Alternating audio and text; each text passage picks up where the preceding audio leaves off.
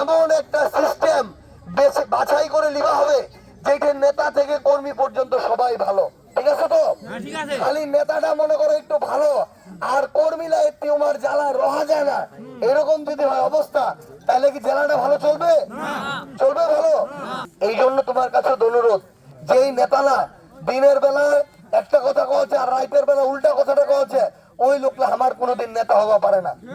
যে লোকলা নির্বাচনের পরে 5 বছর হারিকেন ধরো ছাবে পাই যায় না, ওমরা কোনোদিন আমার নেতা হওয়া পারে না। এখন আর ওই দিন নাই, আমরা ওই নেতা লাগ করে দিবা চাচ্ছি, ওই দিন আর নাই যে মানুষ দল মার্কার পরিবার দেখে ভোট দিবে। ঠিক কিনা? ওইটা থেকে ভোট দিবে নি মানুষ, ওইটা থেকে ভোট দিবে যে কে মানুষের উপর জুলুম করে না, কে মাদক ব্যবসা করে না, কে শিক্ষা প্রতিষ্ঠান ধান্দাবাজি করে না, মানুষ এই জিনিসটা দেখে ভোট দিবে। ঠিক না? এবং একটা জিনিস তোমার কাছে শুধু অনুরোধ, এইবার যদি বাংলাদেশের ক্ষমতা ভালো মানুষের হাতত না যায়, তাহলে বাংলাদেশটা আবার পিছনের দিকে চলে যাবে।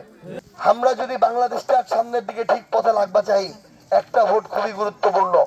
এই ভোটটা আমরা ওই লোকটা যেন দিই যে লোকটার এই পুরো সিস্টেমটা কোনো সময় এই 1-1.5 বছর কার সাথে জুলুম করেনি। জামাত কি চাঁদাবাজি করছে নাকি?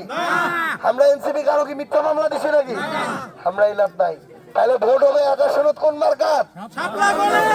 আমার মার্কাটা কি?